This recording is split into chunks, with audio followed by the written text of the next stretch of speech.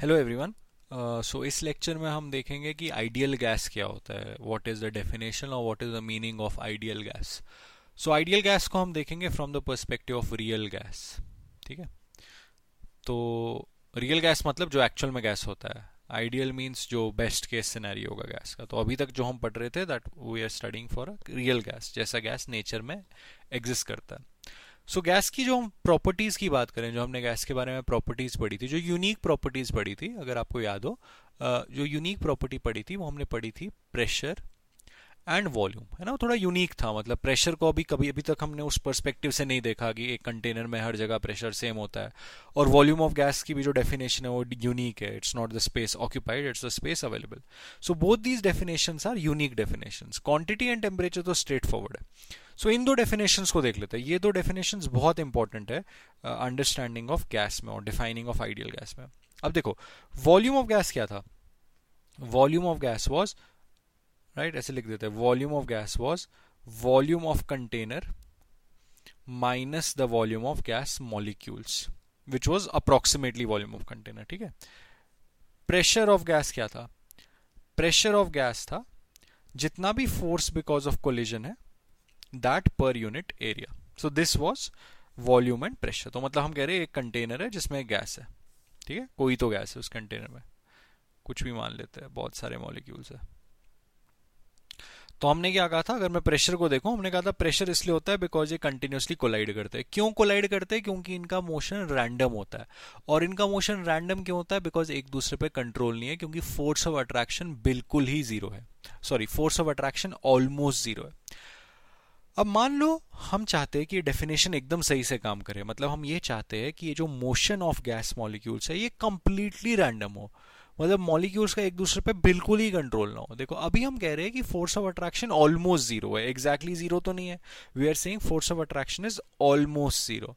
तो अगर force of attraction, ठीक है, अगर मान लेते हैं, ऐसा पॉसिबल नहीं है, मान लेते हैं अगर force of attraction exactly zero हो गया, मान लेते हैं थ्योरेटिकली ऐसा कह रहे थे कि किसी गैस में एक में force of attraction exactly zero हो गया, तो उस गैस में तो मॉलिक्यूल से एक दूसरे पे बिल्कुल ही कंट्रोल नहीं है, मतलब नेग्लेजिबल क्या, जीरो कंट्रोल है। तो मोशन एकदम रैंडम होगा। मोशन अगर रैंडम होगा तो कोलिजन से एकदम फ्रीली होंगे और प्रेशर की जो डेफिनेशन है वो एकदम सही से काम करेगी। ठीक है। So for this definition to be perfectly valid, force of attraction should not be almost zero, it should be exactly zero, ताकि the motion is truly random. ठीक है। तो इस डेफिनेशन की रिक्वायरमेंट आ गई, प्रीरिक्विजिट आ गया कि force of attraction exactly zero होना चाहिए, बिकॉज ये डेफिनेशन बेस्ड है कोलिजन्स पे, और कोलिजन्स बेस्ड है ऑन द फैक्ट कि motion is random, and motion can only B truly random जब फोर्स ऑफ अट्रैक्शन एकदम जीरो हो। ठीक है, तो आगे बढ़ते हैं। तो ये डेफिनेशन हमने देख लिया। अब हम कह रहे हैं volume of gases volume of container minus gas molecules. मतलब अगर ये फिर से मान लेते हैं 5 लीटर है, तो हम कह रहे हैं कि जितना भी गैस मॉलिक्यूल्स का वॉल्यूम है, 0.001 लीटर है, 0.002 लीटर है, वो सब्ट्रैक्ट करना पड़ेगा, राइट। तो हर बार ऐसे करना पड़ेगा।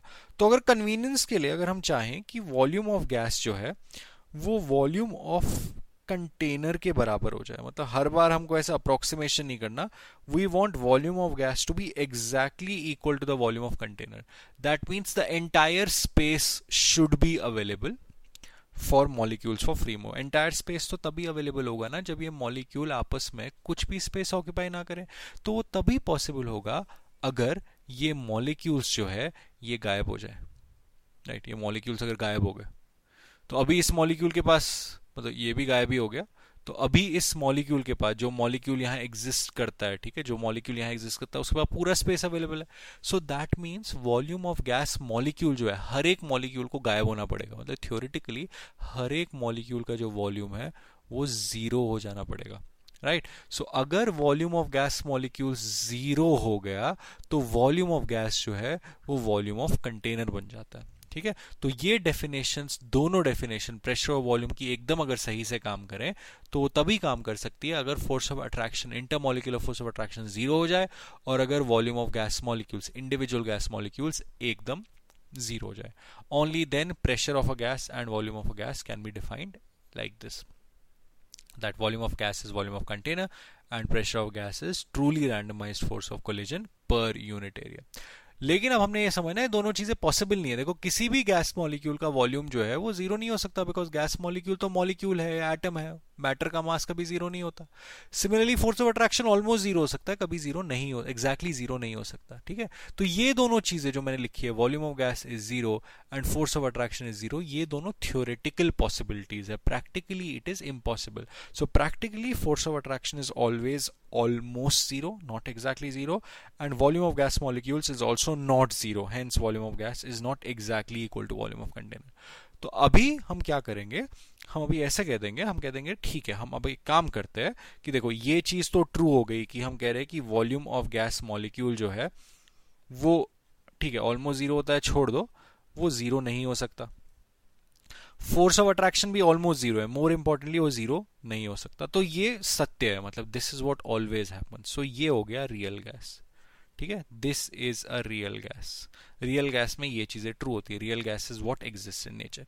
अब हम कह रहे हैं थ्योरेटिकली एक गैस ऐसा है जिसमें वॉल्यूम ऑफ गैस मॉलिक्यूल जो है वो एग्जैक्टली जीरो हो गया और फोर्स ऑफ अट्रैक्शन जो है वो भी एग्जैक्टली जीरो हो गया। तो ऐसा गैस नेचर में एग्जिस्ट नहीं करता है, तो इसको हम कह देते हैं आइडियल गैस, ठीक है। So this is an ideal gas.